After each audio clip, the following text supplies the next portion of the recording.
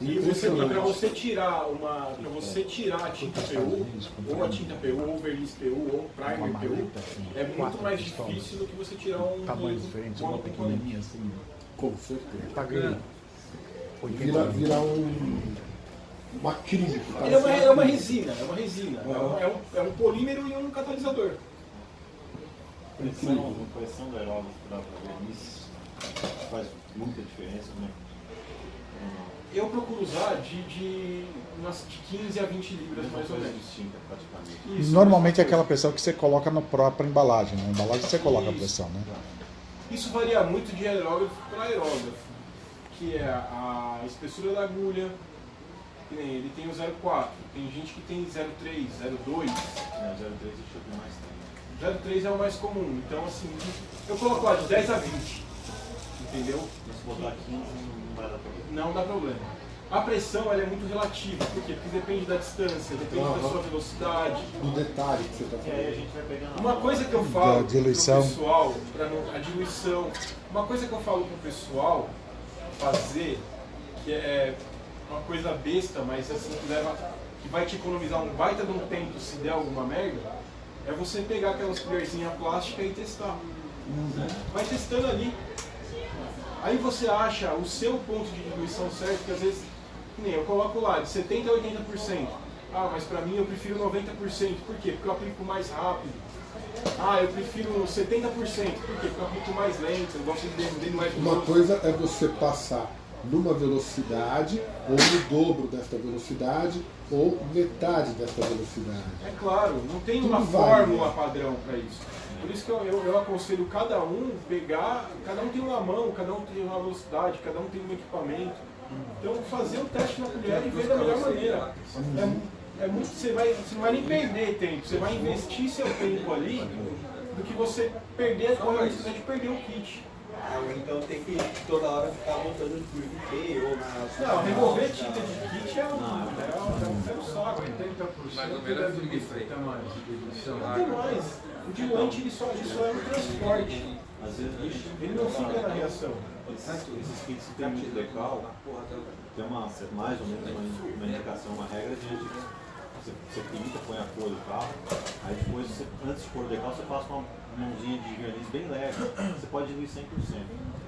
Porque aí você não quer que fique espelhado, só para o decal aderir um pouco melhor. Depois você aplicou o decal, acabou, vai ser o verniz final, aí dilui 50%, aí fica bem bacana. Por que é aconselhável aplicar uma demão antes de aplicar o decal? Aplicar uma demão de verniz. A tinta, ela tem um aspecto, a tinta que eu digo, o poliéster, o acrílico, até mesmo o duplo, que são os monocomponentes, ela fica com um aspecto assim, irregular. Então, quando você coloca o decal aqui, ó, tem lugar que ele não vai pegar, entendeu? Que é o tal, pega o tal do silveria, né? Silveria. Quando você aplica o verniz, a camada fica uniforme. Então você põe o decal em cima e vai praticamente colar. Super legal. Relacionado a isso, inclusive surgiu hoje aqui nos workshops. Se tem que ser o mesmo verniz bicomponente, pode ser outro. Eu já usei verniz rápido acrílico. O verniz rápido, no meu caso, você pode, assim, pelo menos o verniz rápido que eu faço, eu procuro utilizar o mesmo diluente. Por isso que funcionou. Então é por isso que funcionou. Funciona, porque eu fiz e funcionou. Funciona. É porque se você coloca diluentes diferentes, um reage com o outro, né? Se você colocar diluentes diferentes, pode reagir. Esse verniz rápido, qual que é? Aquele brilhante acrílico? É isso? Eu já usei seu verniz e tudo beleza. Mas é um Por quê? acrílico, Porque ele é ele é um acrílico. acrílico brilhante. Ele é é isso. acrílico, mas ele é um verniz, ele não tem pigmento. O verniz ele é só resina. Ah, por que não posso aplicar em cima da tinta acrílica? Porque a tinta acrílica ela tem os pigmentos não são lisos assim, eles ficam com picos. Mas qual que é a vantagem então do sólidos ou desse acrílico brilhante? Não, depende do que você... Tem gente que não gosta de usar o bicomponente, porque fica catalisando, diluindo e tal, vou usar o acrílico que é mais rápido. É botar no aerógrafo e aplicar. Mas o resultado final, É a mesma coisa. durabilidade. Mesma coisa. Eu fiz isso para a primeira... Para a primeira demão, só para você colar o decal. Entendi. Na final é o... Na final, eu aconselho o verniz bicomponente porque ele é um produto que é um produto mais nobre, ele tem resistência a UV, coisa que o verniz acrílico não tem. O verniz acrílico ele tem uma tendência a amarelamento com intempéries. O que seriam os intempéries? Raios UV, a própria umidade do ar. Isso aí acaba prejudicando. Às vezes estava fazendo Fórmula 1 que eu usei o preto PU, aí depois eu tinha que mascarar para fazer o prata, né? E aí acabou saindo, acho que eu comi bola em alguma etapa antes da tinta. Mas... Você passou adesivo na calça? Ah, eu tirei um pouco da máscara. Você usa fita Tamiya ou não? Sim. Fita Tamiya. A tinta destacou do primer ou do plástico? Saiu primer e plástico? Saiu tudo. Saiu Não primer? sei se na limpeza da peça antes. Então faltou ancoragem, né, do primer. Faltou a ancoragem do primer. Vamos falar um pouco de primer agora só para... Deixa eu só completar o que ele estava falando. Estou montando um Bismarck de 1,20 m. E a superfície é muito grande. Tem que comprar uma pistola. Mano. 2 vezes. Já fiz 2 vezes. Lavei a peça, sabão neutro, prime, tinta, verniz, aí esperei secar, vai lá fazer a máscara, aí você vem com a máscara devagarinho, puxando, sai um pedaço. Então, como é que você corta a máscara? Cortar a Não, a máscara? máscara É só fita, porque ela tem uma faixa preta de lado a lado, dos dois lados. Então, põe a fita inteira. Eu perguntei porque quando tem gente que vai cortar a máscara e quando ele corta, ele acaba cortando a O que tinta. acontece? Eu até pensei, complementando, em no plástico mesmo, invernizar o plástico antes de começar. Não, porque o verniz vai atacar o plástico e vai deixar todo enrugado. Tá bom. É que assim, existem vários tipos de plásticos na composição dos kits. O meu primer, na grande maioria, ele adere. Tem alguns casos que já, assim, vai de 100 vidros de primer que eu vendo, 1 ou 2 falam assim, não deu aderência. O que pode acontecer? O primer, você não pode aplicar o primer muito seco. Senão, qual que é o processo? Você lava o kit, porque o kit ele tem desmoldante. Lava o kit para remover todo o desmoldante. Se possível, dá uma quebradinha de lixa, para você poder abrir o poro do plástico. Isso que eu ia falar agora. Todo kit eu dou uma lixada de leve. Uma pra lixa, tirar aquela parte brilhante. Quando lixa 2000, uma lixa bem fininha é o suficiente. É só para você deixar o plástico fosco não tão brilhante. Lixa d'água fininha, uma boa lixada no kit todo. Depois só pra lavou o quebrar pó de sabor, aquele já era. desmoldante que vem no plástico. Fez a limpeza no kit, beleza. O primer não pode ser aplicado seco. Porque o primer ele seca muito rápido. Então se você aplicar ele seco, ele vai chegar na peça seca. Você vai perceber isso quando ficar em alguns cantos, ficar tipo uma poeira. Meio arrepiado. Meio poeira mesmo. Parece que é uma poeira. Então, é sinal que o primer está caindo muito seco. Se o primer cair muito seco, o que acontece? Não tem a coragem, né? Não vai dar tempo do solvente trabalhar com o plástico para criar ancoragem química. Entendeu? Tem que ir mais próximo da peça para... Mais próximo ou abrir mais a agulha para ele poder ter mais vazão. Pode até aumentar um pouco mais a pressão para ele ter mais vazão e ficar... O primer quando tem aplicado, ele não pode ficar já fosco na aplicação. Ele tem que ficar brilhante. E fosquear conforme vai secando.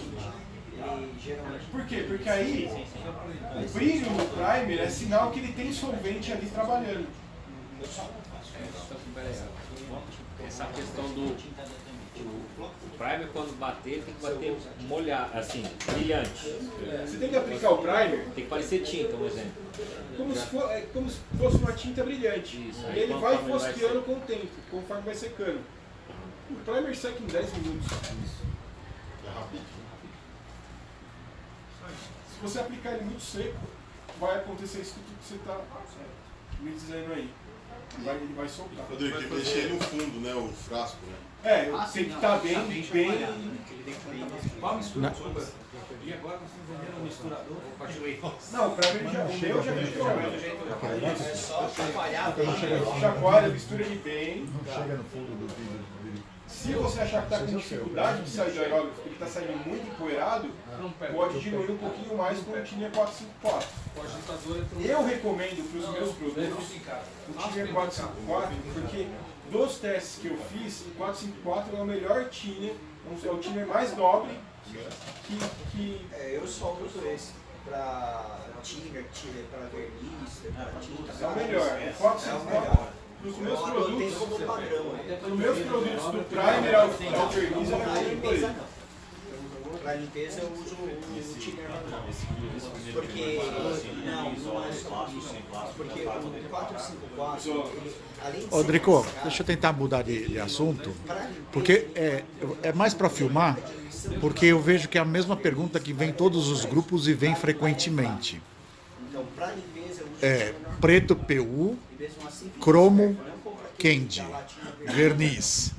Qual que é o tempo de todas elas? Eu até sei, mas eu queria ouvir de você. Vamos lá, falar um pouco do preto PU. O preto PU, ele é como se fosse um verniz bicomponente, porém preto. Então, a proporção de mistura é a mesma, 3:1. A diluição é um pouco menos por conta da quantidade de pigmento que ele tem. Eu recomendaria de 30% a 50%. O preto PU, ele demora para secar mais ou menos 8 horas. Para secar. Todo produto do componente, ele tem um processo de secagem e um processo de cura. Tá? Vamos falar do processo de secagem. Então ele demora 8 horas para secar. O que é a secagem? Eu consigo pegar a peça na mão, eu consigo manusear. Mas não é aconselhável. Não, você com 8 horas você pode manusear a peça. Você não pode apertar. Se você apertar, você vai ver que vai ficar digital. O processo de cura, ele pode levar até de 5 a 10 dias para não marcar desse jeito. E não marcar a unha também. Tá? É o processo de cura. O processo de secagem para você manusear e o processo de cura para ele vitrificar literalmente. No caso do cromo, o que eu recomendo? Pintou o preto PU, deu as 8 horas, aplica o cromo. Por quê? Porque ele não está curado. Ele não está curado. O cromo é uma tinta muito líquida, tem muito solvente. Pressão baixa, né? Com pressão baixa. Ele vai atacar o preto PU. Como ele não está curado, ele vai atacar o preto PU e vai ancorar. Tem muita gente que pinta e fala assim, pô, eu passei o dedo e saiu o cromo. Aí o cara fala, como você fez? Não, eu pintei o preto PU sábado, e apliquei o preto no outro sábado. Não dá. Não tenho coragem. Tá num dia e volta no outro. O preto PU ele já vitrificou. Tudo que você aplicar em cima, ele vai sair. Entendeu? Então, o cromo, eu tenho peças lá, para quem já viu no meu stand nas feiras lá, aqueles bottoms lá que eu tenho pintados, tem 3 anos. Tá saindo um pouco agora de tanto o pessoal ficar esfregando o dedo porque não acredita que foi feito. Agora tá saindo na marca. Não, ali é o alumínio, ele não tem verniz. Mas eu, quando eu faço uma peça cromo, eu nem vernizo. Vamos lá, ok. Estamos no verniz. Tirei o overspray depois de 15 minutos. O cromo é aquele processo. Apliquei a primeira demão, espero 10 minutinhos, venho lá, passo um paninho de microfibra, vou tirar o overspray que ficou. 10 minutinhos que eu apliquei, passo o pano de microfibra.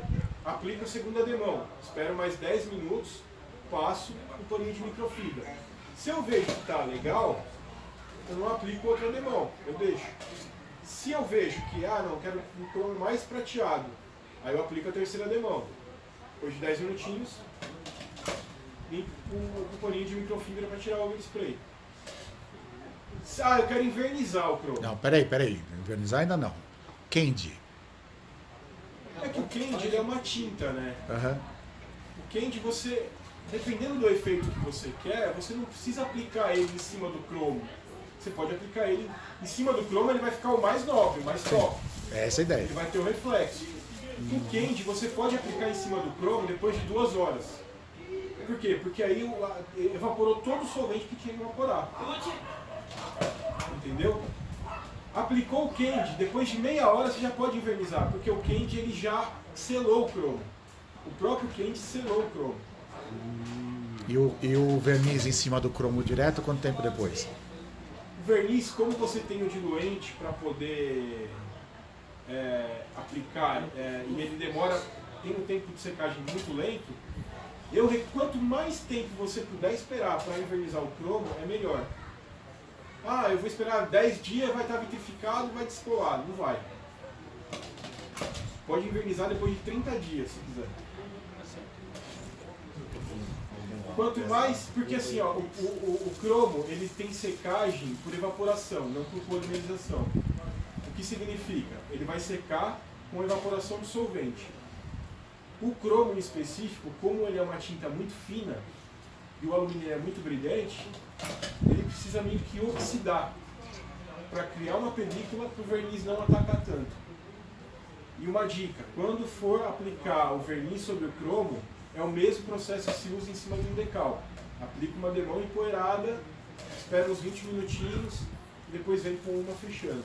2 demãos é o suficiente.